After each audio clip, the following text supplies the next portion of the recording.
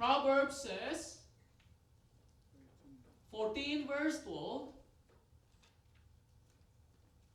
there is a way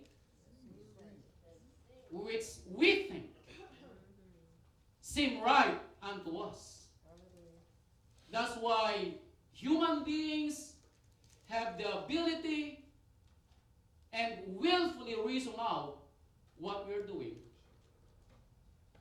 not to blame ourselves. And we always say, Father Yah is so merciful, so understanding. Yeah, He is. That's why you're still living.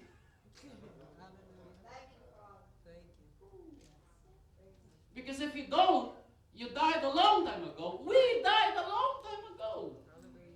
But because He is so merciful, He is so loving, He is so understanding. But baby, don't make this as an excuse to do these things. His word says, I will give you the warning once, twice. Because it is written, if you do good all your life, and you just commit one sin, and if you die on that particular moment of doing your sin, all of your righteousness will be forgotten.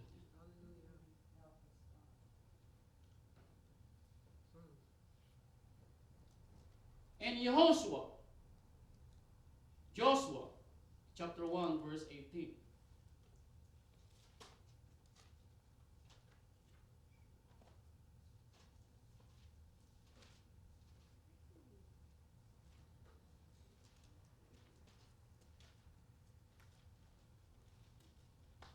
He says here, whosoever he be.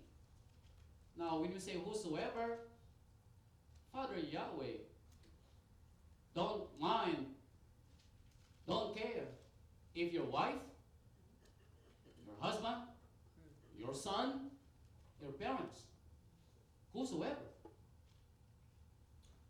He be that who rebel against thy commandment. Now, this is an advice for Yehoshua when Yehoshua is about to lead the people going to the promised land. It is Yehoshua, son, whosoever who is going to rebel against thy commandment and will not hearken unto thy words that I'm giving to you, and all that thou commands him, what he will do? He shall be what? Put to death. Only be strong and of good courage. Whosoever rebel. Now we know rebel means witchcraft.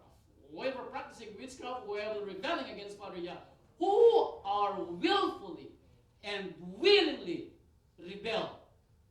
Now I'm saying willfully rebel. You know it, but you just want to do it. Now can you imagine that thing? If I told Dean not to do this and willfully in my face disobey what I told him to do, what do you think will be my expressions? What do you think will be I'm going to think about my son?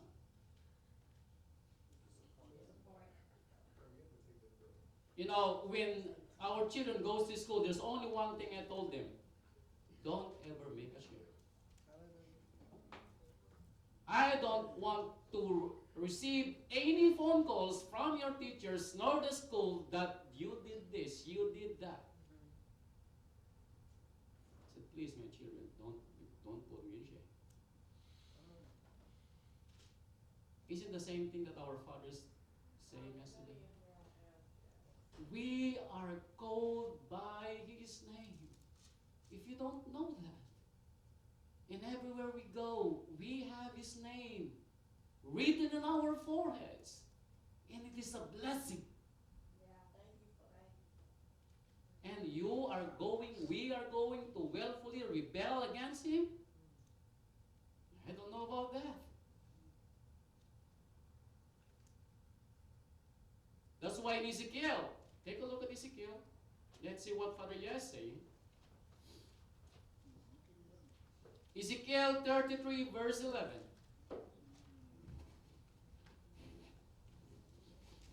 Excuse me.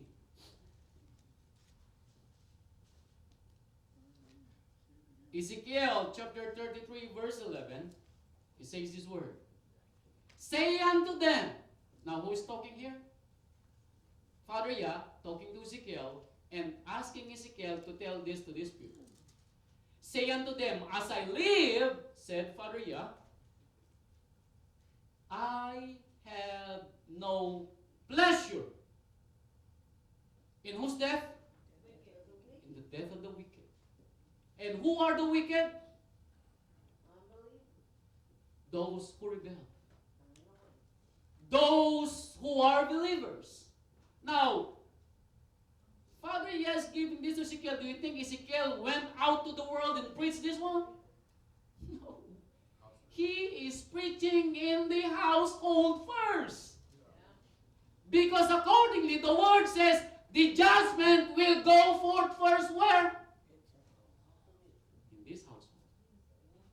So he's saying this, if anybody rebel, you are the wicked one. We are the wicked one. But Father Yah said, I have no pleasure in the death of the wicked. That's the reason why. Now, can you imagine how Father Yah loves us? When everything he sees is wickedness. Did you know what he did? He sent his only begotten Son. Now, for the first time in the creation, we don't know when, for the first time probably, in the blink of our eye, our Father is by himself. Because he sent his only begotten Son. To whom? For the wicked. Remember that. He did not send his Son for the believers. Those who are righteous, no, he did not. He sent his Son for us, wicked people. That's why he said, I have no pleasure.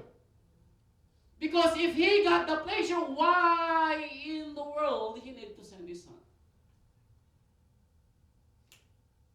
He will just do that and everybody will die. And I believe he got that power. But he did not.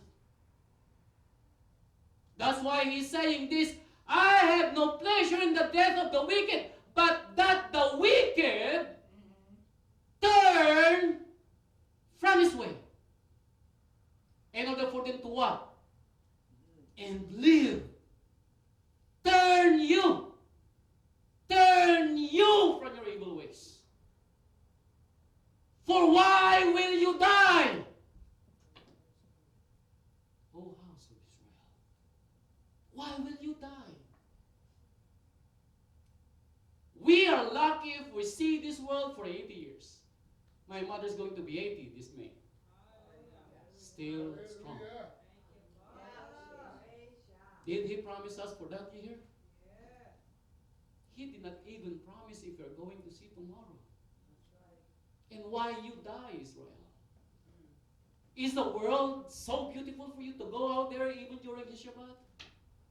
What is out there that you are wanting to get out?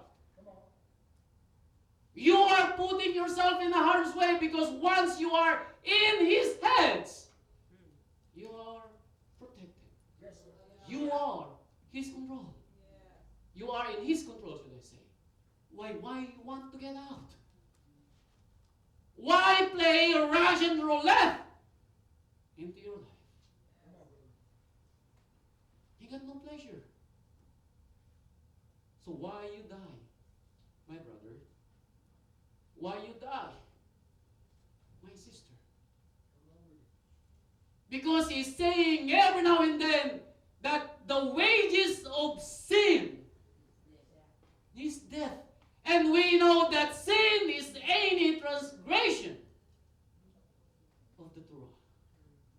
And you know it point blank. And why play Russian roulette? The moment we step out of this building, we are in His hands. If we are going to see tomorrow or not. Because every time Dean and Natalie went back to their schools, I pray that Father Yah is going to take care of them. As a father, I cannot even look at them and say, bye son, bye daughter, because I don't know if I'm going to see them back again. Because we know that every morning, working man and working woman get out of their house, don't even know that they will come back, and most of them never come back.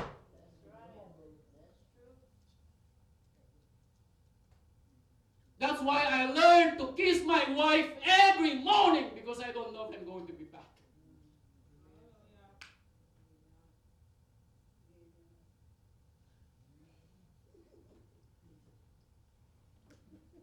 We don't know. I want my wife to know that I love her so much. If I'm going to come back, then she knows what she's going to do. I come to the conclusion of my life that Father Yah is giving me this much to do His will. I have a ferritin level that is 6 times a human being. The ferritin level of a human being is from 300 to 400. But mine is almost 2,400. If a normal being had the spiritual level, you are already in your bed. You cannot even move yourself because you are so tired that you cannot even get up. But I come to the conclusion that the reason why I'm still here because He wants me to do something. And I promise to myself that I'm going to do it with all my might, with all my soul, and with all my strength. You know the reason why we feel sometimes cry? Because we want you to feel what we feel. That's why I cried when I see Pastor Isaac crying. I feel him. You'll never be feeling the way we feel if you don't put yourself, all your trust to Father Yah. And we want you to feel it. If we don't see everybody in the sanctuary, we cry. You don't know that. We are sad not to see you. And we are happy every time we see you. Because Father Yah wants us to feel the love of Father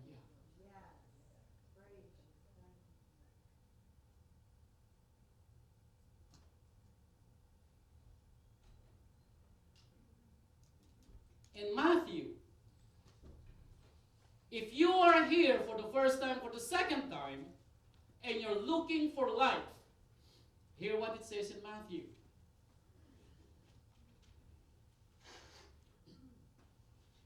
See, I told you. I am my father's child. That's him there sitting. He blow his nose, I blow my nose too. He cried, I cried too. The only thing that is left for him, for me to do, is the way how he do it when he is a Baptist preacher. In Matthew chapter 4, verse 16, if you're listening in there and you're looking for life,